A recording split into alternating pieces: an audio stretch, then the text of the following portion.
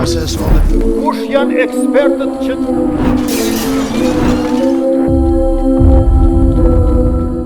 Të nderuar miq, pas pjesës së parë me lajmet të cilat i përzgjodhëm nga vendi, rejoni dhe bota me thekse veçantë nga zhvillimet në Kosovë, ne do të vazhdojmë tutje me pjesën e dytë të këtij emisioni me musafirin në studion. Në fakt për sot do të kemi një lidhje të drejtë për drejtë nga Shkupi, meqense Maqedonia e Veriut dje e mbylli zgjedhjet lokale në këtë vend, ku sipas rezultateve deri më të tashme kemi pa ndryshime nëse mund të themi të pushtetit lokal dhe një humbje e vazhdueshme në këtë rast se përket zgjedhjeve të fundit për partitë më të mëdha atje BDI që udhëhiqet nga Ali Ahmeti. Vlen është një nga partitë apo koalicioni në fakt që ka fituar më shumëti për ecurinë e zgjedhjeve, pa ashtu për fituesit e për humbësit dhe faktorët që kanë bërë ndryshim në Maqedoninë e Veriut dhe pa ashtu për atë farë, nëse më themi për thashë themes që Albin Kurti ose kryeministri i Kosovës është në mbështetje të partive opozitare dhe kanë fituar, do të mësojmë apo do të bashkëbisedojmë bashkë me Magjistra Amir Shabanin nga Shkupi që kemi një lidhje të drejtë për drejtë dhe atë është në trafik për shkak se siç është Prishtina edhe Shkupi është me probleme me komunikacion. Amir, përshëndetje nga Prishtina. Përshëndetje nga Shkupi. Ndonë se Kosova është shtet më i vëndshëm se sa Maqedonia e Veriut, por edhe ne kemi probleme njëjtë me komunikacion. Edhe pse Shkupi ka më shumë se sa Prishtina, por si duket edhe ju ende s'keni bë alternativë ose zgjidhje sa përket kolonave të gjata në Shkup. Njëjtë, edhe këtu tendencia vetëm se shkon në rritje, ndërtimet janë në sipër, e për komunikacionin shpresojmë që tash këto pas fitores të këtyre zgjedhjeve të djeshme, shpresojmë që do të japin ndonjë alternative dhe zgjidhje për këtë problem. Atëherë, si kanë shkuar zgjedhjet në përgjithësi në Maqedoninë e Veriut? Po, atëherë siç dihet, dje saktësisht më 19 tetor të këtij viti janë realizuar pra zgjedhjet lokale në Maqedoninë e Veriut, ku kësaj radhe kanë tërhequr një vëmendje shumë të madhe, jo vetëm për brenda shtetit, por edhe nga shtetet fshinje të rajonit. Arsye ka qenë për shkak se duke shikuar nga zgjedhjet parlamentare të cilat u zhvilluan më shumë se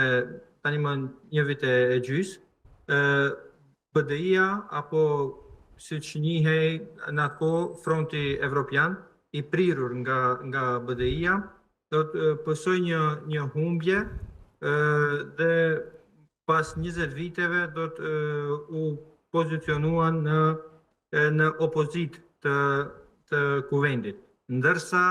do të koalicioni Vlen në bllokun shqiptar fituan në zgjedhjet parlamentare dhe bashkë me partinë më të madhe maqedonase që është në vend VMRO-DPMNE, do të hynë në qeveri dhe tani një vjet e gjys pra kanë qeverisur. Tani do të në zgjedhjet lokale sërish këto dy parti apo dy koalicione qeverisese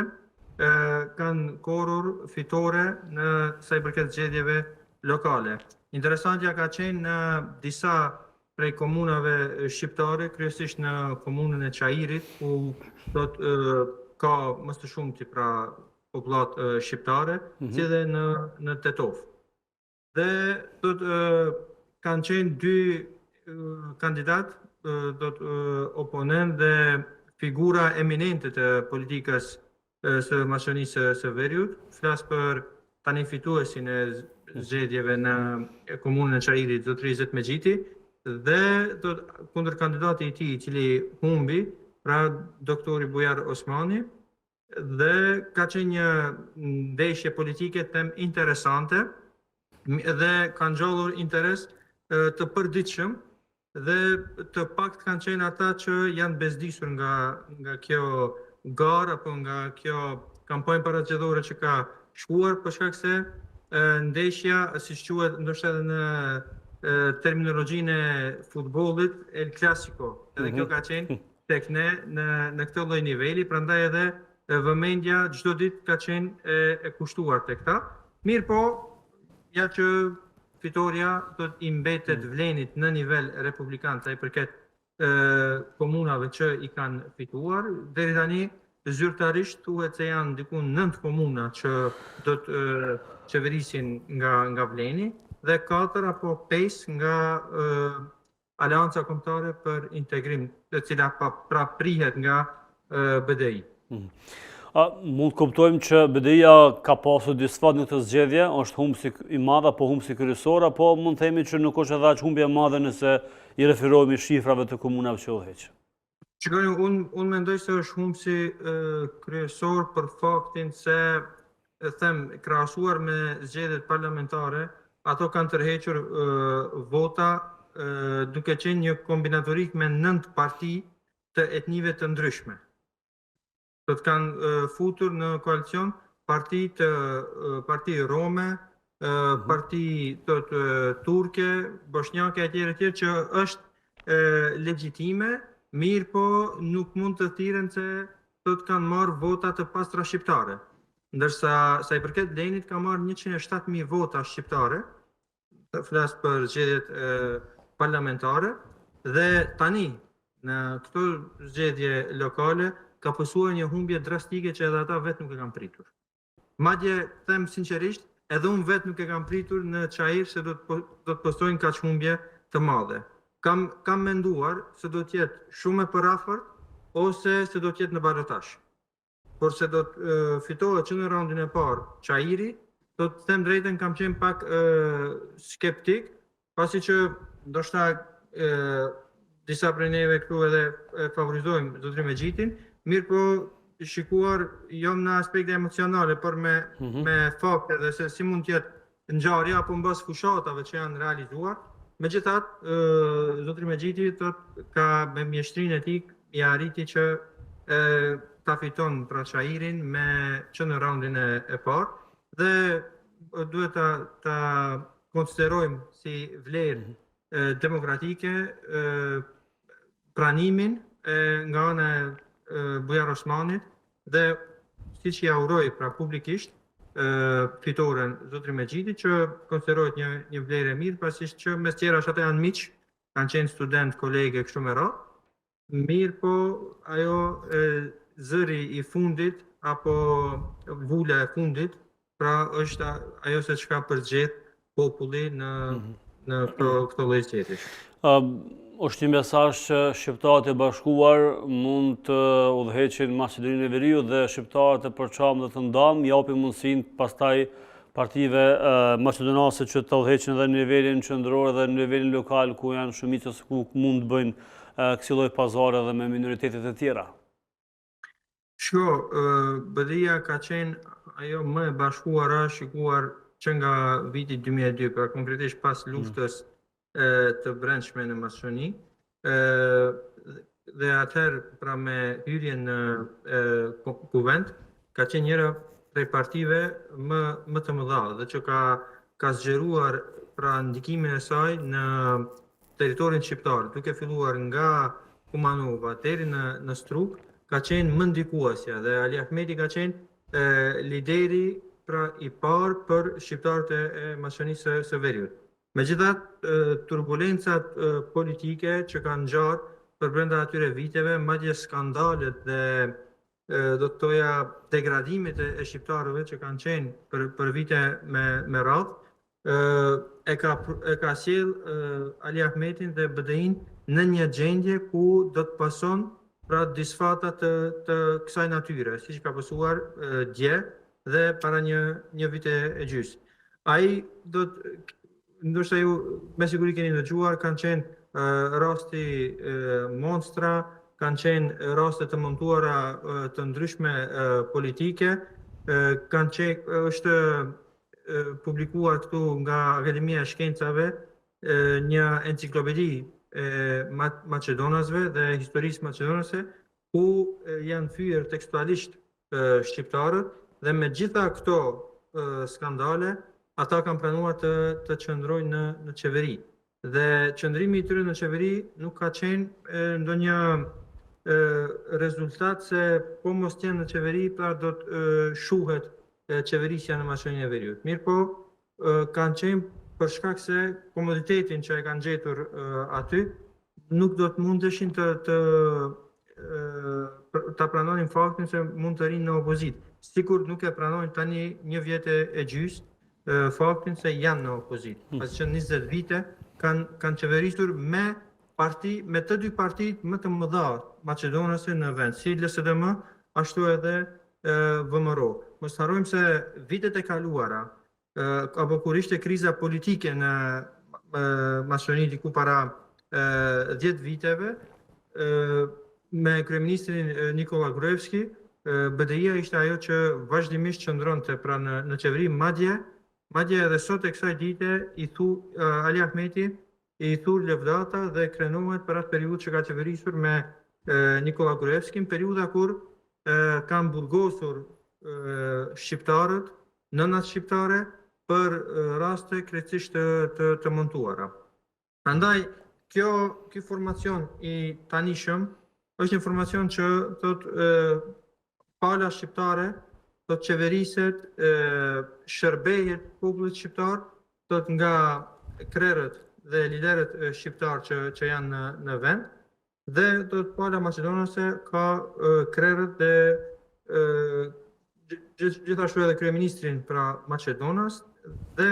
kanë në një formë të ndara pozicionet dhe shërbimet që bëjnë, edhe pse normalisht ka përjashtime kur realizojnë investime të ndryshme e kështu me radhë. A ndihmoi Albin Kurti Vlenit që të fitoj zgjedhjet apo shumicën e komunave, nëse mu themi? Kjo hipotezë është aktive prej formimit të Vlenit pra në Maqedoninë e Veriut, kur u shfaqën pra si koalicion, pas që njëherët u formuan si lëvizje apo partitë ekzistente që ishin dhe e bën koalicionin bashk, dhe takimet që i kanë realizuar me kryeministrin e Kosovës Albin Kurtin, ato realisht kanë realizuar takime edhe në të kaluarën. Pra liderët e alternativës, BES-ës, e kështu me radhë kanë realizuar me Albin Kurtin takime edhe në të kaluarën. Mirë po, kjo tani ka forcuar edhe më shumë, them ato marrëdhëniet fqinjësore, ndërshtetërore, diplomatike, tregtare e kështu me radhë, mes Maqedonisë dhe Kosovës, dhe kjo është shumë e natyrshme dhe normale. E tani kur qëllon që edhe 2 qeverit kanë harmonizim, kanë sinkronizim dhe pajtueshmëri, pra kanë një lloj dialogu të shëndosh mes veti, kjo është një plus i madh. Fakti se ideologjia e Albin Kurtit nuk përputet me atë të Ali Ahmetit, nuk do të thotë se pala Ali Ahmetit duhet vazhdimisht ta akuzon Albin Kurtin se kinse ka bërë tentativa për ta rrëzuar atë në Maqedoninë e Veriut, apo se kinse ka ndihmuar Vlenin që ata të vinë në qeveri. Ajo që e ka vendosur pra, të hiqet Ali Ahmeti nga skena politike, gjithsesi nga qeverisja me shqiptarët, është populli shqiptar në Maqedoninë e Veriut dhe askush tjetër. Them se tani mund parashtrohet pyetja, a konsiderohet edhe përkrahja e Edi Ramës ndaj Ali Ahmetit për qeverisje në vend, apo marrëveshje që i kanë bërë me Arben Taravarin që ai nga Vleni të transferohet tek AKI dhe kinse të bëhen më të fuqishëm dhe sërish pësuan disfat. E vetmja komunë më e madhe që tani e posedojnë apo e kanë fituar koalicioni AKI është Gostivari, një kandidat prej radhëve të Arben Taravarit. Nësa komuna që i ka kryesisht BDI, pra vetëm BDI, janë komuna shumë të vogla dhe komuna të zonave rurale. Andaj, kjo nuk ka të bën me ndonjë përkrahje nga jashtë, por është një vendim i popullit që kërkojnë të ndodhë ndryshimi, dhe kjo mund të ndodhë edhe me partit, apo edhe me koalicionet që janë tani në qeverisje. Pra nëse nuk shohin ndonjë përmirësim në jetën e tyre, në zhvillimin ekonomik, social, zhvillimin e arsimit, premtimet që i kanë dhënë, spaku diçka nga realizimi i tyre, pra nuk arrihet, është shumë e thjeshtë që populli sërish t'i dënon edhe këta dhe të kërkojnë ndonjë alternativë tjetër. Këtë në fund, çfarë mund të jetë mesazhi këtyre zgjedhjeve për qytetarët e Maqedonisë së Veriut? Pra kemi parë që shumë komuna, shumë lagje, shumë fshatra kanë probleme thelbësore sa përket domethënë kërkesave të tyre dhe domosdoshmërisht që duhet të plotësohen tash sa kohë, por ende kanë probleme me rrugë, me ujë, me kanalizime, probleme që i ka pothuajse edhe Kosova, por që në Kosovë për fat mirë këto gjëra vetëm se janë minimizuar shumë dhe ka shumë pak raste, por nga ajo që po shohim ne në disa fshatra, në disa lagje të Maqedonisë, gjendja nuk është edhe aq e favorshme për qytetarët e këtij vendi. Fatkeqësisht, disa prej komunave që kanë probleme me gjërat elementare, konkretisht me ujin e pishëm, apo me shfrytëzimin normal të ujit, janë komunat pikërisht të cilat e furnizojnë qytetin me ujë. Flas pra për fshatrat apo zonat rurale që janë në rrethin të Shkupit. Siç është komuna e Sarajit, ka fshatra, është kanjoni Matka, është zona e Sillarës, Raçës, të cilat e furnizojnë vendin me ujë, ndërsa kanë problem me ujë të pishëm, apo kanë problem banorët e atyre fshatrave me ujë. Kjo, pasi që e përmenda këtë komunë, për shkak se 16 vite atje ka qeverisur një antar i partisë tot Ali Ahmet, pra BDI-s. Dhe pas 16 viteve dje populli i ka vendosur që ta rrëzon dhe të sjellin një ndryshim, siç është tani i përzgjedhuri i tyre apo fituesi i kësaj gare, Muhamet Elmazi nga radhët e Vlenit, dhe shpresojmë që mos ti dëshpëron banorët e asaj zone, sikur kanë qenë të dëshpëruar vite me radhë, por këtë problem të zgjidh, siç edhe ka premtuar dhe ka treguar pra mundësinë se si do të zgjidhet ai problem. Dhe shpresojmë që mos mbetet vetëm në letër. Zona tjera, pra siç është Tetova, gjithashtu kanë pasur probleme me gjërat elementare. Në Çajir kishte problem me infrastrukturën rrugore, rrjetin atmosferik. Mirë po një pengesë, sepse shumica mund të thonë, zotëri Izzet Mexhiti ka pasur diku 3 mandate në Çajir dhe nuk janë realizuar, si mund të realizohen tani, apo në Tetove, kështu me radhë. Mos sinkronizimi i politikave të qeverisë me ato të komunës e pengon realizimin e projekteve në komuna të caktuara. Vitet e fundit, kur qeverisja Ali Ahmetit, pra de facto në krye me Artan Grupin, ishin në qeverinë e vendit, nuk alokonin mjete financiare për komunën Çajirit apo komunat që ishin parti oponente për ta, me qëllim që do t'i jepnin një pasqyrë degraduese dhe pastaj respektivisht të dështojnë në zgjedhjet lokale. Mirë po ja që ndodhi krejtësisht e kundërta dhe mendoj që tani kur qeverisja pra në pushtetin ekzekutiv dhe atë lokal, pra janë prej të njëjtit koalicion, besoj që edhe realizimi i projekteve do të jetë më i lehtë dhe kësaj radhe shpresoj dhe kam besimin se mund disa prej problemeve që përjetojnë